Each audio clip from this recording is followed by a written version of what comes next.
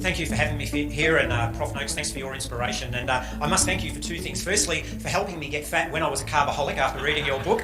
And then, so yeah, here you go. So the first picture, you helped me be fat because I took your expert advice from, well, not just yours, but all of the running magazines and all of the fitness industry, which I'm now a part of, to help me be 80 kilos and be overweight and carrying all those beautiful drinks around my waist. This is my first marathon when I was close to 80 kilograms. And then thank you for helping me get lean. And that's me in the, I think that was a Boulder, Colorado half Ironman race last year where I was 66 kilos by moving to low carb. So thanks for that. I really appreciate it.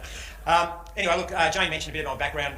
Military for many years, corporate work, put on weight through travelling and eating the approved standard diet. And I was paying a dietitian $200 a session to help keep me overweight, which I thought was using what we call conventional wisdom, but I realised it was actually what I now call conventional stupidity.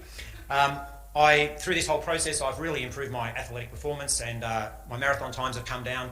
I'm going to do a 3:30 marathon this year because that's my goal. And when I was 80 kilos, I was doing 3:46. And as a 52-year-old, that's not bad in 8 years to take 15 minutes off your time. I'll never be like Bruce Fordyce, but that's not bad.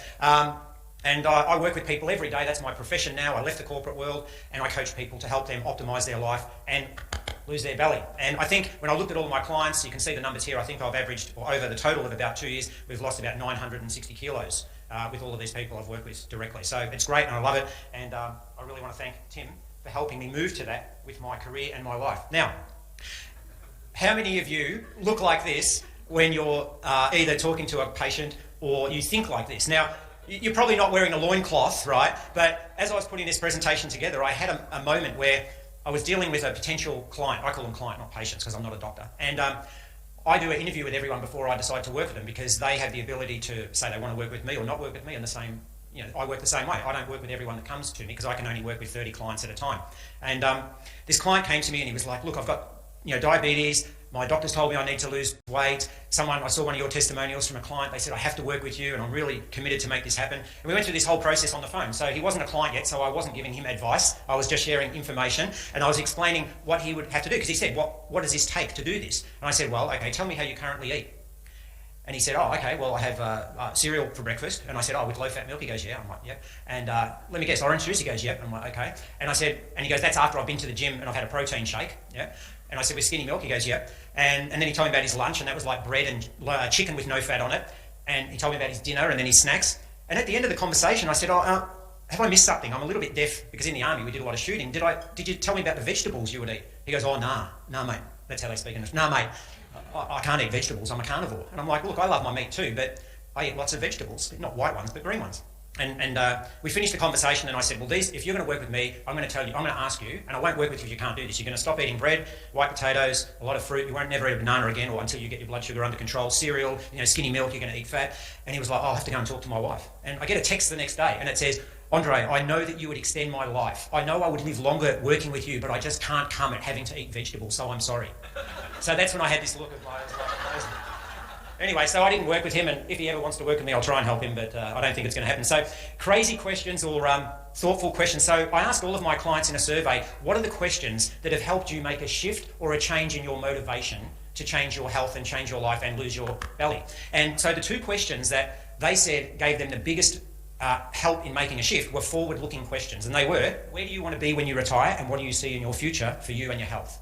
They were the two questions that they said were the biggest things that helped them realise they had to make a change. Because often people look too much to the past. They think about their current situation and how sick they are or how lonely they are or how bad things are, but they don't often think enough about where they want to be. And that's the focus of how I work with people to help them make a change. So I'd like to talk a bit about that as we go through. So today I'm going to talk mainly about motivation and change. I've got a few tools that I'm going to show you that we use, and some of them you may want to use in your own practice, and I believe we're going to have some of those available to everyone as part of the training and as a part of the documentation that you can get, that you can use yourself. Talk a little bit about mindfulness and some examples of typical discussions that patients or clients bring up that are roadblocks to them moving forward. And I want to share a heap of questions that I ask people, and I believe fundamentally the questions we ask people are the things that help them make a shift. And the way we ask those questions are the things that help people. Because as a coach, I believe that people really know the answers. We have to help them access those answers themselves. But sometimes we judge people and we tell them and we ask them yes or no questions, and that's not what we want to do. And then lastly, something you can use to provoke action. All right, so when I'm working with clients, and what some of the research shows us is that asking people questions using the verbs of want, wish, and like, and these questions you can see up on the board are, how would you like things to be different? What would your life be like in 5 years from now? And where do you wish you could be, or how do you wish you could feel if you're at your best? And asking people these questions can be very thought-provoking. I have people in tears crying. But then you can have people when they break through that, enjoy picturing and visualising how they want to change their life. And we use that vision, whether they draw it or create a vision board or write some sort of mantra about how they want to be able to play with their grandkids instead of being in a hospital or a wheelchair with one leg. So I never go to the negative with people about, if you don't do this, you're going to be in hospital with one leg. It's always about the positive side, about what they could be and what they want. So asking questions using these words can be very powerful.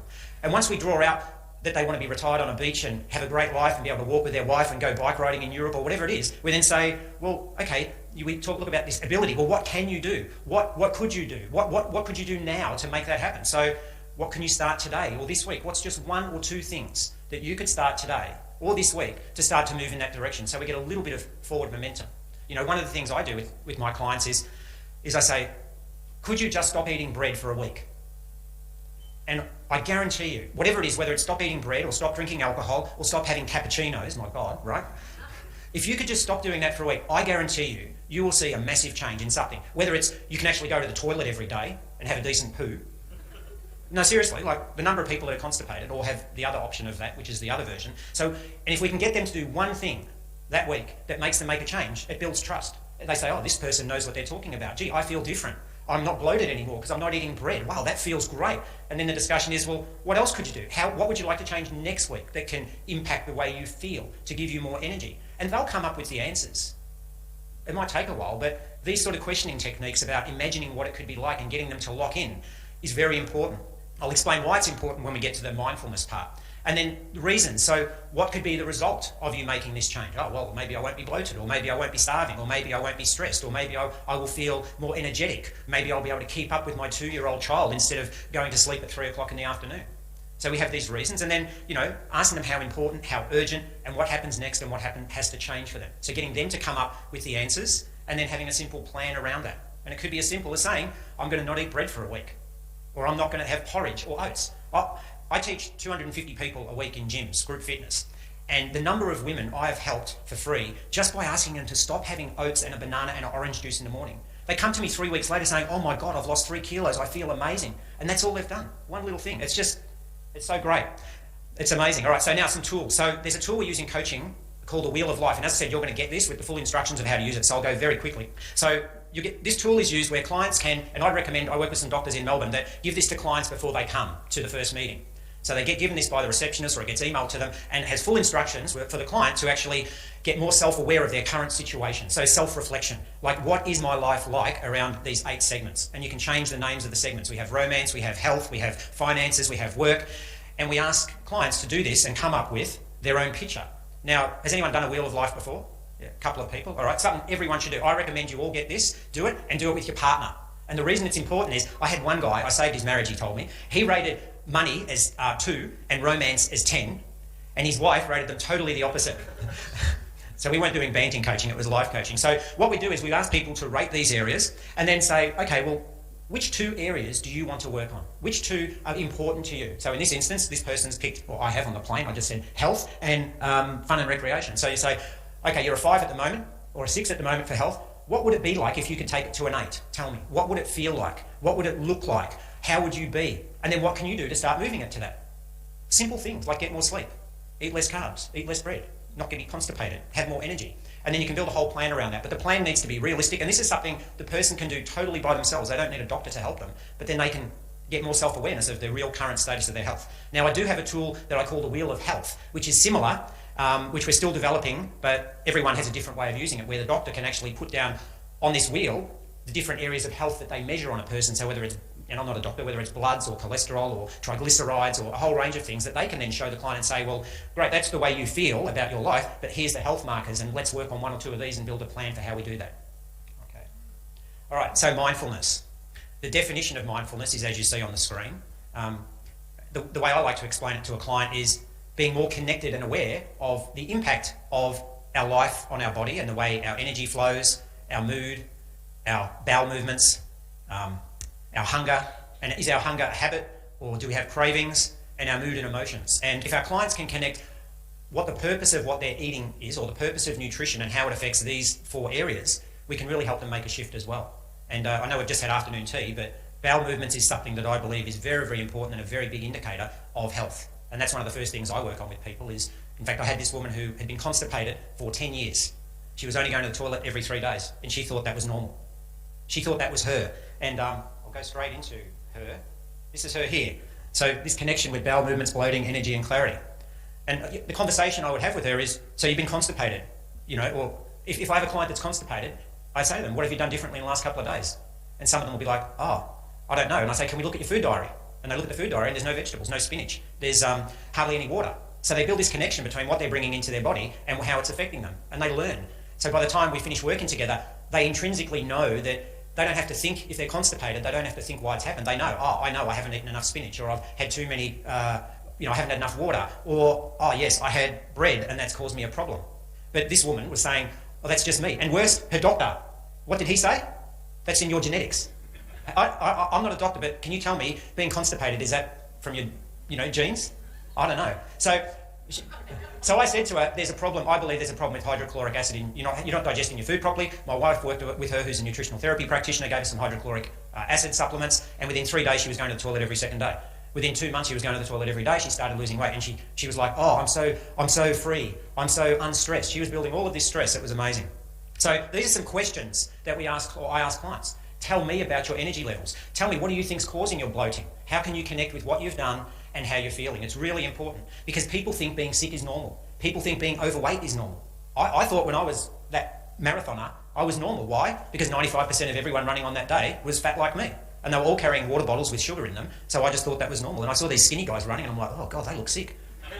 But they were faster. What's that about?